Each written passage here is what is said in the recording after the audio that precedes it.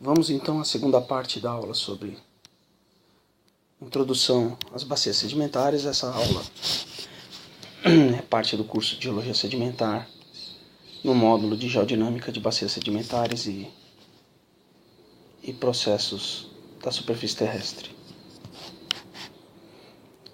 Nessa segunda parte nós vamos rever um pouquinho a classificação por contexto tectônico, explicar as qualidades e os defeitos disso, e ver alguns exemplos de bacias de contexto convergente e contexto transforme.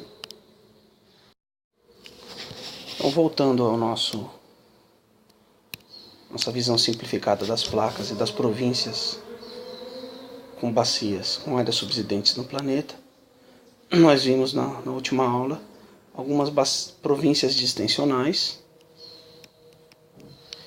e situações em que ocorre subsidência intraplaca em margens do tipo atlântico e sinéclises cratônicas. Agora a gente vai discutir um pouco das bacias formadas em contexto de convergência de placas. Movimento convergente e movimento lateral entre placas. Uma série de bacias e a classificação de bacias por contexto tectônico, o maior número delas é formado por essas bacias de contexto convergente. E é aqui que aparece o grande problema, o grande defeito de uma visão simplificada da relação entre movimento de placas e estilo de bacia. Então, na última aula nós vimos que numa situação de regime distensivo podem se formar bacias em crosta continental que são limitadas por falhas normais, e o que a gente chama de rifts, e eles podem evoluir para a abertura do oceano. Então, o regime distensivo e o movimento divergente estariam associados com uma conexão causal. Alguns dos tipos principais de bacias em regime convergente, como aqui no caso do pé do Himalaia, platô do Tibete, planície gangética, a placa da Índia converge com a placa da Ásia, e a estrutura dominante aqui são falhas inversas, que condicionam a formação de um tipo particular de bacia. Essa visão simplificada acaba trazendo uma ideia de que bacias de contexto convergente estão relacionadas à tectônica compressiva e bacias de regime divergente à tectônica distensiva, o que não é verdade. Essa situação existe, mas ela é muito mais complexa que isso. Nessa figura aqui, a gente enxerga uma bacia que tem 500 a 600 quilômetros de largura e alguns poucos milhares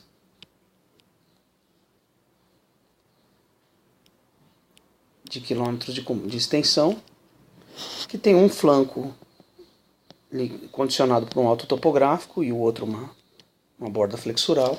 Já vai ver a geometria interna simplificada como é. Mas essa não é a única bacia que aparece nessa imagem. Aqui, na margem do platô do Tibete, nós temos bacias distensivas. São rifts relacionados a uma distensão leste-oeste. Então, no contexto convergente de colisão continental, duas segmentos continentais de placas, a gente tem a formação de uma bacia condicionada por falhas inversas, mas também bacias distensivas. Então, essa associação direta entre estilo estrutural compressivo e tectônica de placas convergente não é direta. Existe uma relação, mas não é perfeita. Esse tipo de bacia é conhecido como bacia de antipaís, ou foreland em inglês. E ela é gerada pela flexão da litosfera por um alto topográfico. Vamos ter aula específica sobre isso, mas numa visão simplificada da geometria desse tipo de bacia,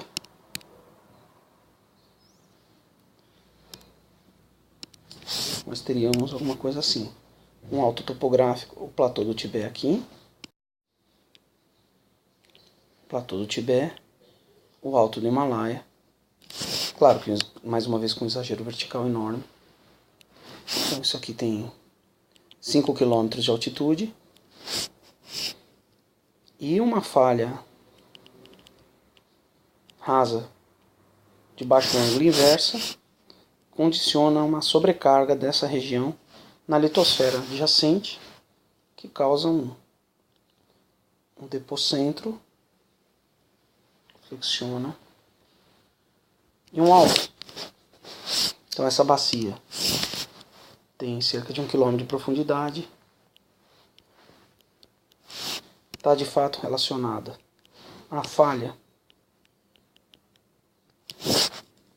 pela origem do esforço que causou a flexura, e nesse caso tem 500 a 600 km de largura, de distância em relação ao alto. Essa bacia é uma bacia de antipaís, antipaís sendo a região para a qual se dá a vergência tectônica. A vergência tectônica é para cá, o topo se desloca para cá. E o antipaís, essa região, ela se desenvolve aqui. É uma bacia, na verdade, periférica de antipaís. Esse sistema de bacias distensionais do platô do Tibete são muito semelhantes a bacias tipo Rift. Elas têm profundidade de até 1 km, controlada por uma falha mestra, preenchimento aluvial. E estão sincrônicas a essa bacia periférica de antipaís. Outras situações clássicas de bacias de regime convergente são relacionadas à interação oceano-continente. Então aqui a gente tem a placa do Pacífico em subducção sobre a placa da América do Sul, fazendo uma fossa aqui. E na Cordilheira Andina, na região da Argentina e do Chile, um regime compressivo atrás desse arco magmático continental. Esse regime compressivo induz também falhas inversas e um alto topográfico que gera uma carga e uma bacia flexural, agora num contexto um pouco diferente. Essa aqui é uma bacia flexural, sim, uma bacia de antipaís, sim, mas um antipaís no retroarco. Então a gente pode chamar essa bacia de antipaís em retroarco, ou bacia de retroarco de antipaís. Já num contexto de interação convergente oceano-oceano, aqui a gente tem a interação da placa da América do Sul com a placa do Caribe, uma zona de subducção de litosfera oceânica sobre litosfera oceânica, e um arco magmático, cuja representação topográfica são as ilhas do arquipélago das Antilhas. Nessa região entre o arco e a fossa, existe um complexo de subducção, que tem alguma parte emersa aqui, com outro sistema de ilhas, e entre o complexo de subducção e o arco, uma bacia que sempre acontece em contexto de subducção, que é a bacia de antiarco.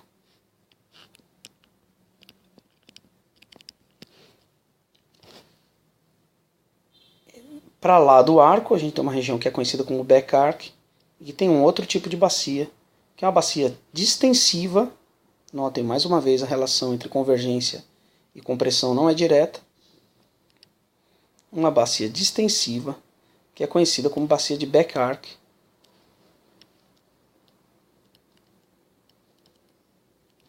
Que pode desenvolver dorsal e fundo oceânico.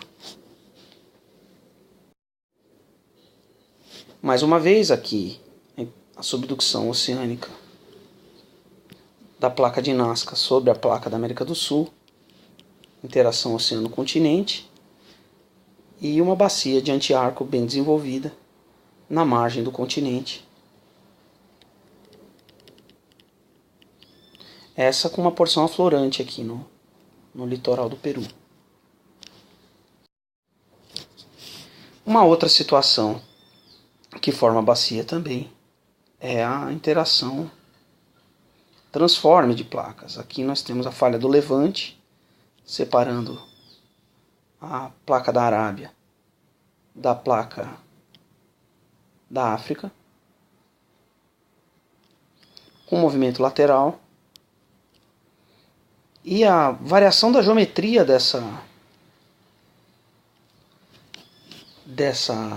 da expressão em superfície dessa falha transforme gera as zonas locais de distensão e bacias que a gente chama de bacias transcorrentes, como essa bacia aqui, que é a bacia do Mar Morto. Um perfil mostraria duas falhas transcorrentes, uma de cada lado, e um depocento bastante profundo,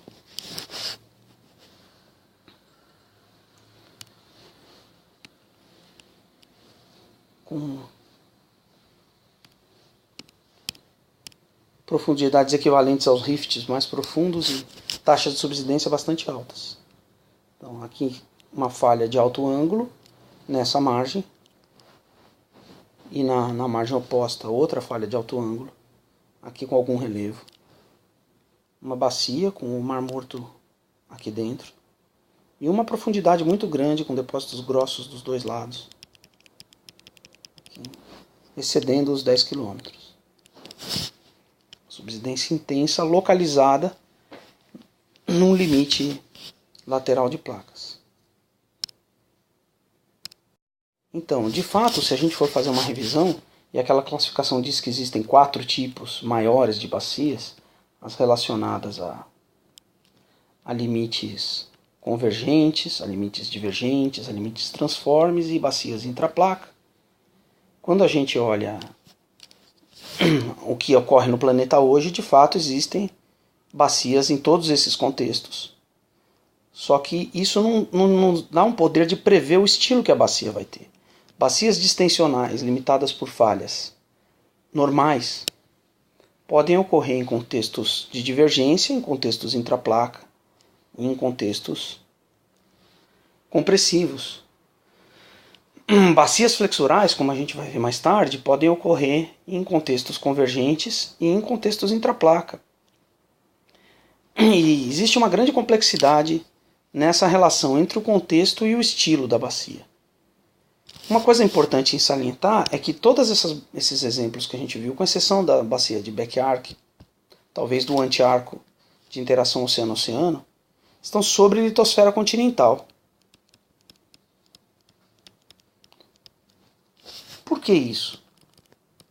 Porque a classificação de bacias tem como objetivo olhar as bacias atuais e conseguir ter ferramentas para interpretar o tipo de bacia no registro geológico antigo. E é claro que as bacias sobre litosfera continental têm um potencial de preservação muito maior, porque a litosfera oceânica entra em subducção depois de algum tempo e essas bacias não ficam preservadas. Então, se a gente for olhar o registro de bacias sobre litosfera continental, a gente pode enxergar uma bacia antiga limitada por falha normal, com preenchimento típico de um rift, lacustre ou aluvial, e dizer, bom, isso aqui é relacionado a um limite divergente. Não necessariamente. Não é, essa relação direta não se sustenta. Ou enxergar o registro parcial de uma bacia de subsidência flexural relacionada a uma falha inversa e supor que isso tem necessariamente uma relação com o limite convergente de placas, quando pode ser um contexto de back-arc, pode ser um contexto muito longe do limite de placas, onde a tectônica compressiva regional, mesmo intraplaca, gerou um alto topográfico, e qualquer alto topográfico vai gerar uma bacia flexural. Então essa classificação, apesar de útil, e apesar de ser a mais frequentemente utilizada, ela pode levar a um raciocínio equivocado na interpretação do registro geológico. Então, uma outra forma de enxergar as bacias e classificar as bacias é relacionar o mecanismo de subsidência com o processo de modificação do sistema crosta-manto litosférico operou na origem da bacia, e isso sim tem uma relação muito mais clara com o estilo estrutural e com o padrão de evolução da bacia. Então, nas próximas aulas, a gente vai discutir os 3 principais mecanismos de subsidência: a subsidência mecânica, a subsidência térmica